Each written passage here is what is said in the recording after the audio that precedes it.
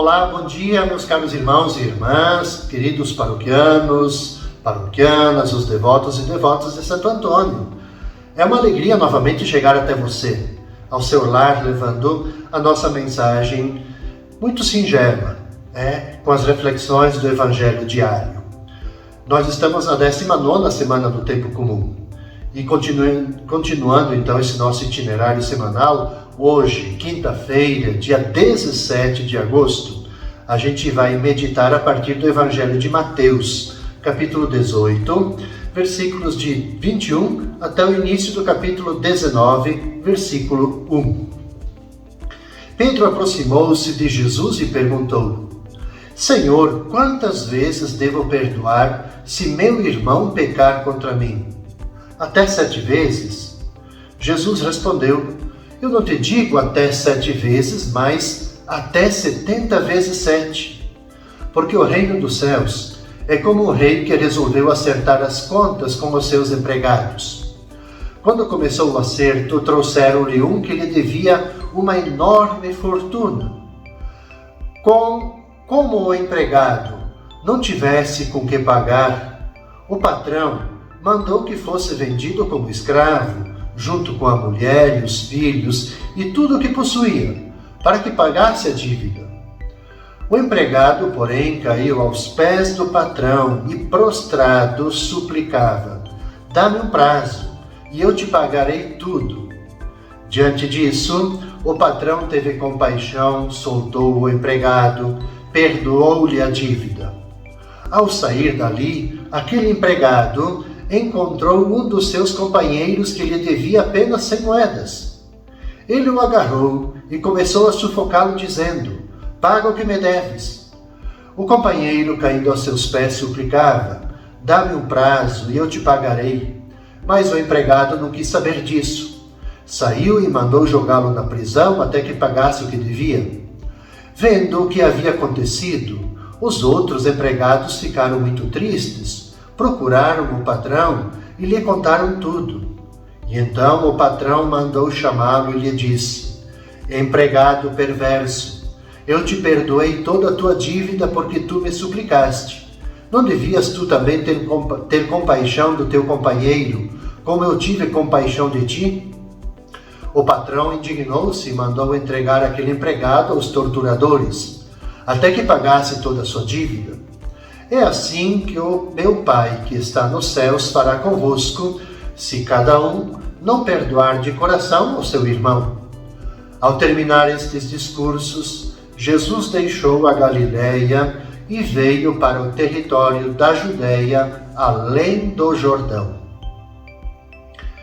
Meus caros irmãos, queridos amigos e amigas, depois de ter falado do modo como a comunidade deve tratar aqueles que pecam, da necessidade de ganhá-los, de fazer todo o esforço para ganhá-los, bem como da oração comum. Ele agora, nesse trecho, vai tratar do comportamento que devem ter no sentido daquelas pessoas que se sentem pessoalmente ofendidos pelos outros. O judaísmo, ele já conhecia o dever de perdoar as ofensas, mas tinha elaborado como que uma espécie de um tarifário que variava de escola para escola, porque eram muitas escolas dentro do judaísmo. Mas dessa forma é que nós vamos compreender a pergunta de Pedro a Jesus, no sentido de querer saber qual era o seu tarifário, se era exigente como a escola que exigia o perdão até 7 vezes. A resposta de Jesus é dada, obviamente, numa fórmula muito costumeira de Jesus, de parábola, que liberta o perdão de qualquer tarifa, para fazer dele o sinal da presença do reino na terra. Então o perdão ele é a condição indispensável para o crescimento e a vida, uma vida, eu digo assim, saudável na comunidade cristã. E para responder à pergunta de Pedro, Jesus ele vai jogar, obviamente, com o número simbólico. 70 vezes 7 significa, obviamente, todos já aprendemos isso, sempre. Não tem que ter tarifário. Para reforçar essa afirmação, então, Jesus conta essa parábola dos 2 devedores e ele mostra a imensa desproporção entre o perdão de Deus, que não tem medida, não tem tarifa, e o nosso perdão, que é tão mesquinho, e aos que nos ofendem. E para saber perdoar, é necessário nós reconhecermos que nós somos pecadores. Essa é a primeira condição, e que somos necessitados do perdão de Deus. E a necessidade de perdoar, ela soa como uma canção ecoando ao longo dos evangelhos. Nós vamos perceber isso, como Jesus bate nessa tecla da necessidade do perdão. Nós, de fato, nós seremos perdoados pelo Pai Celeste à medida que perdoarmos de coração os nossos irmãos. Então não é um perdão da boca para fora. E é difícil a gente fazer isso. É o que nós expressamos, por exemplo, cada vez que rezamos o Pai Nosso. Cada vez a gente vai dizer, vai rezar: perdoai as nossas ofensas, assim como nós perdoamos a quem nos tem ofendido. Então, o desafio é o exercício, a prática do perdão. Na sexta-feira, dia 18 de agosto, a gente reza, a gente medita a partir do Evangelho de Mateus, o capítulo 19, versículos de 3 até 12. Alguns fariseus aproximaram-se de Jesus e perguntaram para o tentar: é permitido ao homem despedir sua esposa por qualquer motivo? E Jesus responde: nunca leste que o Criador, desde o início, os fez homem e mulher? E disse: por isso o homem deixará pai e mãe e se unirá à sua mulher, e os dois serão uma só carne. De modo que eles já não são dois, mas uma só carne. Portanto, o que Deus uniu, o homem não separe. Os fariseus perguntaram: então como é que Moisés mandou dar certidão de divórcio e despedir a mulher? E Jesus respondeu: Moisés permitiu despedir a mulher por causa da dureza do vosso coração, mas não foi assim desde o início. Por isso eu vos digo: quem despedir a sua mulher, a não ser em caso de união ilegítima, e se casar com outra, comete adultério. Os discípulos disseram a Jesus: se a situação do homem com a mulher é assim, não vale a pena casar-se. E Jesus respondeu: nem todos são capazes de entender isso, a não ser aqueles a quem é concedido. Com efeito, existem homens incapazes para o casamento porque nasceram assim, outros porque os homens assim os fizeram, outros ainda se fizeram incapazes disso por causa do reino dos céus. Quem puder entender, entenda. É um evangelho denso, o da sexta-feira. Essas discussões sobre o divórcio, elas são mais velhas que o próprio evangelho e tão antigas quanto o ser humano. No tempo de Jesus, é bom que se diga que a questão do divórcio, ela vinha polarizada por duas escolas. Tinha uma escola que era representada pelo rabino Hillel, que nós diríamos assim, era uma escola que tinha as ideias mais permissivas. Era do parecer que o homem que encontrasse uma mulher mais atraente do que a sua esposa e tivesse problemas por causa disso, podia repudiar esta para voltar a casar com aquela. Os rigoristas, então essa que eu falei era a escola chamada permissiva. A outra escola é os rigoristas, que estava representada na escola do rabino Shammai. Essa escola, esse pensamento, então, eles entendiam que a exceção do Deuteronômio se referia unicamente ao caso de adultério. Então a questão posta a Jesus pelos fariseus não é mais do que uma cilada, uma pegadinha para Jesus. No fundo, querem obrigá-lo a tomar posição por uma dessas duas correntes. Mas Jesus, ele se esquiva, declarando-se, obviamente, contrário ao divórcio. E ele justifica a sua posição com dois textos da Escritura. Vocês podem até conferir. Gênesis 1, versículos 27 e Gênesis capítulo 2, versículo 24. Deus quer que o marido e mulher permaneçam unidos como uma só carne, como ele afirma no Evangelho. Não separe o homem o que Deus uniu, mesmo que seja Moisés.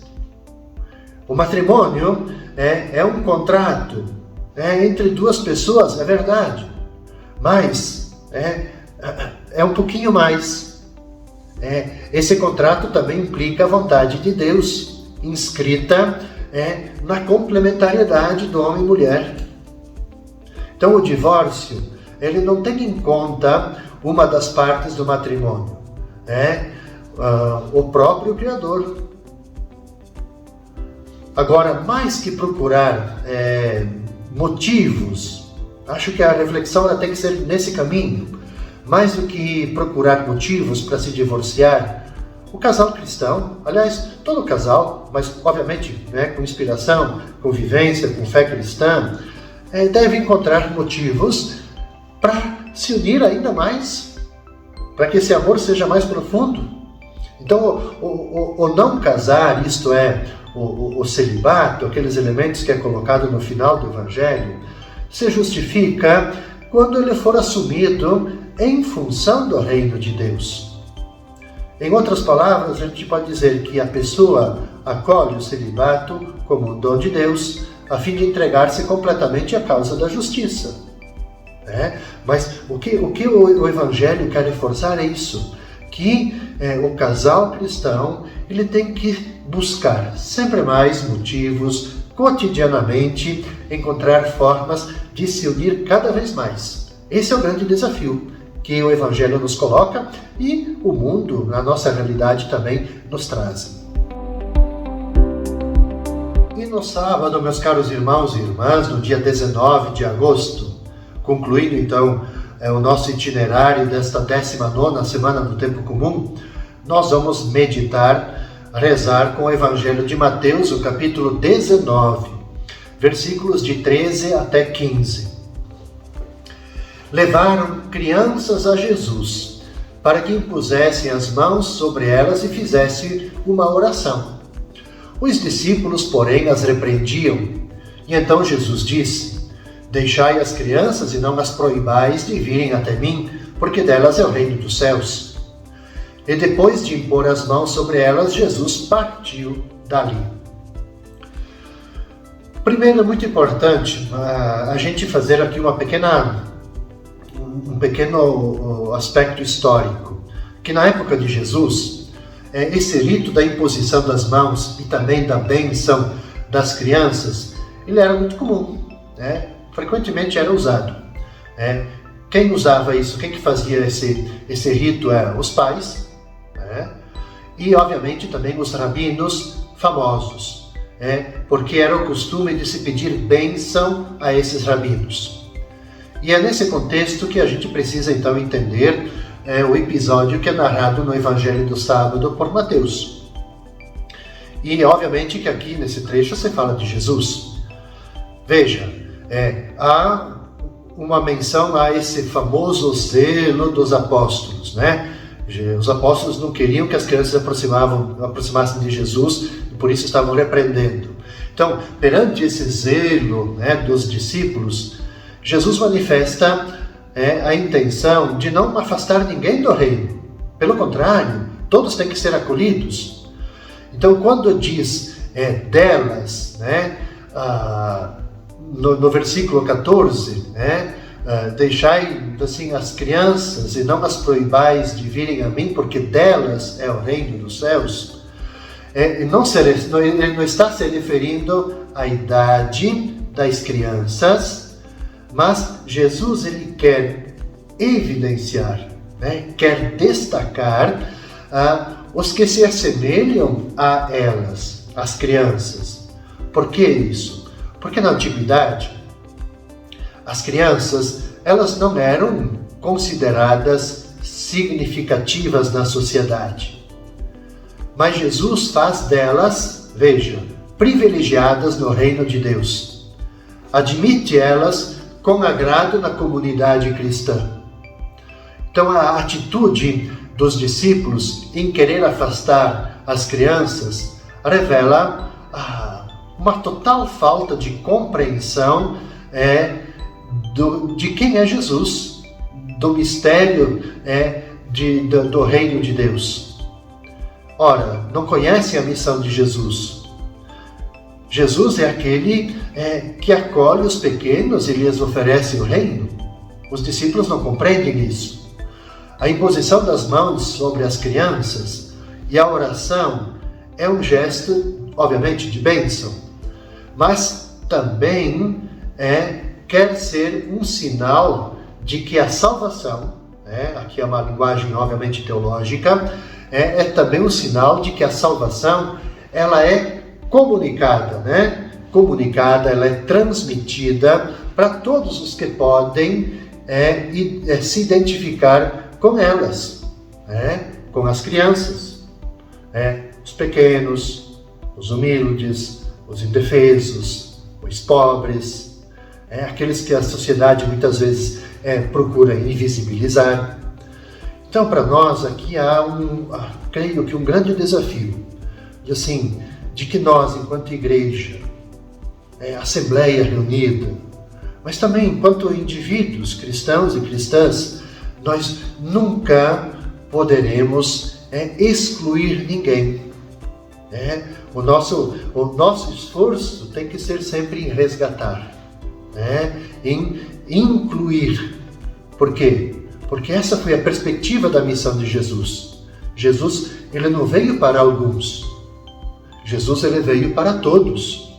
Ora, se Jesus veio para todos, o esforço nosso, na nossa evangelização, na nossa missão cotidiana, é exatamente isso. Quer dizer, levá-lo, torná-lo conhecido de todos, tornar o Evangelho conhecido, tornar a nossa fé conhecida, tornar a nossa comunidade cristã conhecida.